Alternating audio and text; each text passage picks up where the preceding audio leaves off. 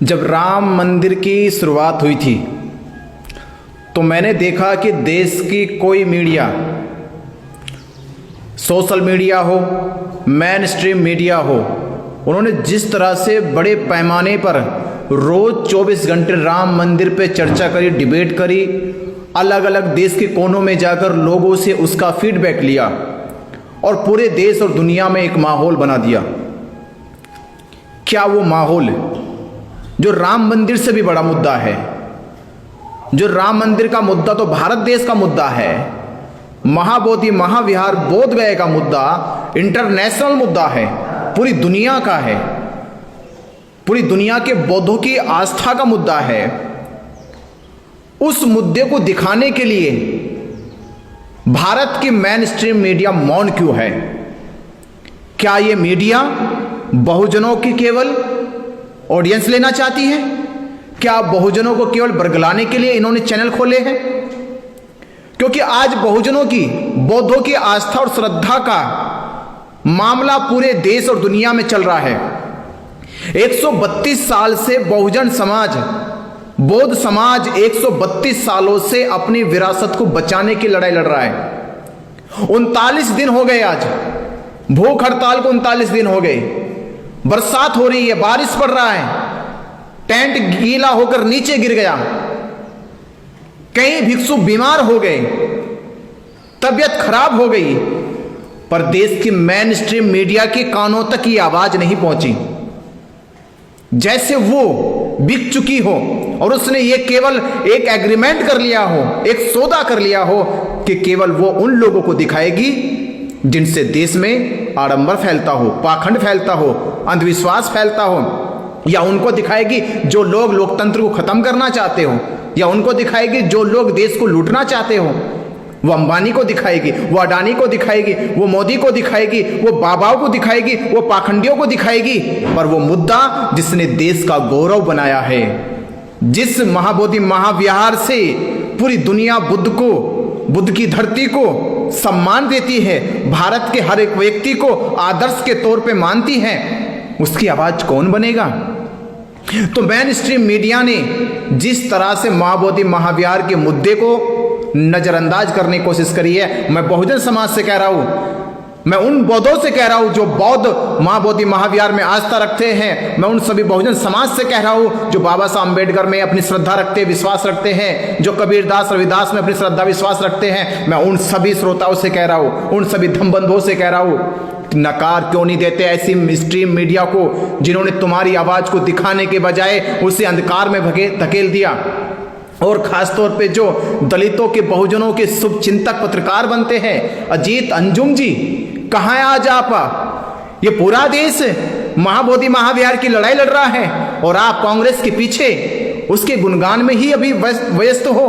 कहाँ है प्रज्ञा मिश्रा जो कहती है कि मैं आवाज हूं, मैं इन दलितों की आवाज हूं, बहुजनों की आवाज हूं, जो निडर बेबाकी से अपनी पत्रकारिता में बहुजनों को बहलाने की, फुसलाने की बातें करती हैं। अरे आज 39 दिन हो गए, महाबोधि महाविहार ये केवल बिहार का या गया का मामला नहीं है, ये पूरे देश के बौद्धों का मामला है। ये केवल साल 2 साल का नहीं है, ये केवल 39 दिन का नहीं है, बल्कि 132 साल से लगातार महाबोधि महाविहार को आजाद कराने के लिए, ब्राह्मणों से, उन 4 हिंदुओं से, सरकार से मुक्त कराने के लिए ये लड़ाई लड़ी जा रही है। कहां है प्रज्ञा मिश्रा जी? आप कहां है? आपकी आवाज कहां है? उन दलितों को जिनको आपने बहला के फुसलाकर अपने मीडिया पर, अपने चैनल पर बुलाया है, क्या जवाब दोगे आप उनको? और मेरा सवाल उन मीडिया वालों से भी है जो और खास तौर पे जो बहुत ज्यादा प्रिय हो गए, जहां मैं देखता हूं कि बहुजन समाज उनको बड़ा पसंद करता है, रवीश कुमार जी, जो कहते हैं कि वो बेबाकी से बोलते हैं, भाजपा के विरोधी हैं, आरएसएस के विरोधी हैं। अरे विरोधी है तो महाबोधि के भी विरोधी है, बौद्धों के भी विरोधी है। क्या वो नहीं चाहते कि महाबोधि महाविहार 4 हिंदुओं से, सरकार से मुक्त होना चाहिए? तो रवीश कुमार जी ने एक बार भी अपना स्टेटमेंट, एक वीडियो आके ग्राउंड पे वीडियो क्यों नहीं बनाया? सवाल नहीं पूछना चाहिए बहुजन लोगों को, बौद्धों को सवाल नहीं पूछना चाहिए? क्या आप केवल इनकी वो बातें ही सुनोगे जो ये बनाकर परोसते आपको? ये प्रोपगेंडा ही सुनोगे? क्या आपकी आस्था, आपकी श्रद्धा का, आपकी विरासत का मुद्दा ये लोग नहीं उठाएंगे? और ये लोग नहीं उठाएंगे, ये नहीं दिखाएंगे तो इनको देखना बंद कर दो। अगर ये तुम्हारी बात तुम्हें नहीं दिखा सकते, पहुंचा नहीं सकते, तो इनको देखना बंद करो। चौथे आदमी जिसको इंटरनेशनल लेवल पे बड़ा एक क्रेज दिया, एक ट्रेंड मिला उसे, ध्रुव राठी, जो भारत से बाहर बैठे वायरल होने के लिए, बौद्धों को दिखाने के लिए, बहुजनों के दिलों में बसने के लिए कुछ वीडियो बनाए। पर आज महाबोधि महाविहार का वीडियो कहां है?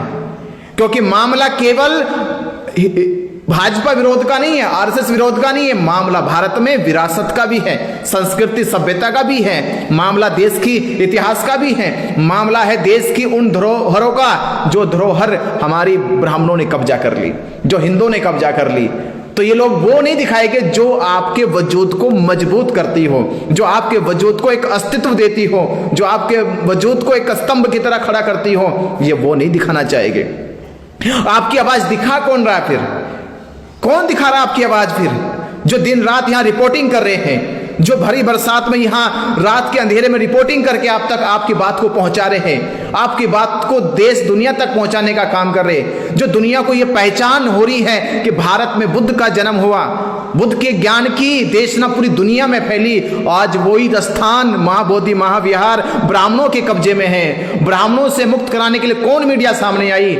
तो मैं खास तौर पे समता आवाज, जो आपके सामने अपनी रिपोर्टिंग बार बार रोज करते हैं, दिन रात करते हैं, आपको पहुंचाने का काम कर रहे हैं। धाकड़ टीवी, अरुण गौतम, जिन्होंने इस आवाज को बुलंद किया, जिनके ऊपर मुकदमा हो गया, मनोज अंतानी जी, जिनको 10 घंटे के लिए पुलिस स्टेशन में डिटेन किया गया बिना अपराध के, और हमारे रमेश चंद्र भारती, पब्लिक दस्तक चैनल हमारे, जो इस मीडिया की आवाज को बुलंद करने का काम कर रहे हैं।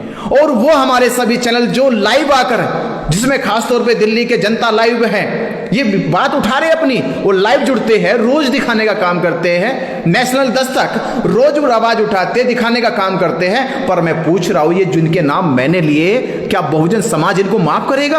क्या बहुजन समाज केवल इनको देखने का मूक दर्शक बना रहेगा?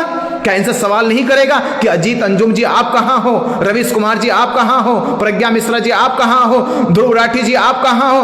और मेन स्ट्रीम मीडिया तो पूरी तरह से गायब हो चुकी है। तो मैं आपसे कह रहा हूं, अगर आपकी श्रद्धा बाबा साहब डॉक्टर अंबेडकर जी में है, संत गुरु रविदास महाराज जी में है, संत गुरु कबीरदास जी में है, भगवान बुद्ध में है, या तमाम बहुजन महापुरुषों में आपकी श्रद्धा विश्वास है, तो उन चैनल को देखो, जो चैनल आपकी आवाज है, आपकी शक्ति है, आपकी ताकत है, आपके समाज की एकता अखंडता है, उस समाज के चैनलों को देखो, अपने सोशल मीडिया को देखो। और मैं निश्चय ही कह रहा हूं, इस मीडिया ने, हमारी बहुजन मीडिया ने इस आंदोलन को अंतर्राष्ट्रीय आंदोलन बना दिया है। अब हमें जरूरत भी नहीं है मेन स्ट्रीम मीडिया की, और ना जरूरत है उन तथाकथित बहुजनों के मीडिया की, जो अपने आप को रवीश कुमार के नाम पे बहुजनों की मीडिया कहते हैं, जो प्रज्ञा मिश्रा जो बहुजनों की मीडिया कहती है, ध्रुव राठी जो बहुजनों की मीडिया कहते हैं। ऐसे चैनलों को नकार दीजिए, ऐसे चैनलों को नकार दीजिए, निकाल दीजिए अपने बीच से, और अपने बहुजन मीडिया को स्वीकार करिए, जो आपकी आवाज महाबोधि महाविहार को देश दुनिया तक पहुंचा रही है। मैं भंते विनाचार्य, और ये पीड़ा थी मेरे भीतर, ये मेरी कसक थी मेरे भीतर कि मैं अपने दिल की बात आप तक पहुंचा सकूं। मैं अपनी मीडिया को बहुत बहुत धन्यवाद देता हूं, जो करीब 39 दिन से महाबोधि महाविहार पर रिपोर्टिंग करके पूरी देश दुनिया को ये खबर दिखा रही है। और इनके इस प्रयास से महाबोधि महाविहार आने वाली 12 मई तक ये मुक्त हो जाएगा, और ये विरासत का सबसे बड़ा अहम जो योगदान होगा हमारी बहुजन मीडिया को होगा, जिन्होंने आपको इस खबर को दिखाने का काम किया। मैं उस मीडिया को खास तौर पर बहुत बहुत धन्यवाद दूंगा, मनोज अंतानी जी को, अरुण गौतम जी को, रमेश चंद्र बौद्ध जी को मैं खास तौर पर बहुत ज्यादा धन्यवाद दूंगा, जनता लाइव वालों को, नेशनल दस्तक वालों को, और हमारे LBS वालों को भी, जिन्होंने इसको ऑनलाइन तौर पे जुड़कर इस पे काम किया है। और मेरे बहुजन और बौद्ध समाज के अनुयायियों, 12 मई तक आप लोग भी एकजुट हो जाओ, और ज्यादा से ज्यादा संख्या में बोध गया की धरती पे पहुंचकर एक ऐतिहासिक आगाज करो, महाबोधि महाविहार मुक्त करो का ये संकल्प, ये नारा लेकर मैं आपसे वादा कर रहा हूं कि जल्द ही हम लोग 12 मई तक महाबोधि महाविहार को ब्राह्मणों से, हिंदुओं से और BT एक्ट 1949 से मुक्त करा लेंगे, और फिर देश में हमारा आगाज और अस्तित्व निखर कर आएगा, और देश की पहचान होगी एक विश्व गुरु के तौर पे। नमो बुद्धाय, जय भीम।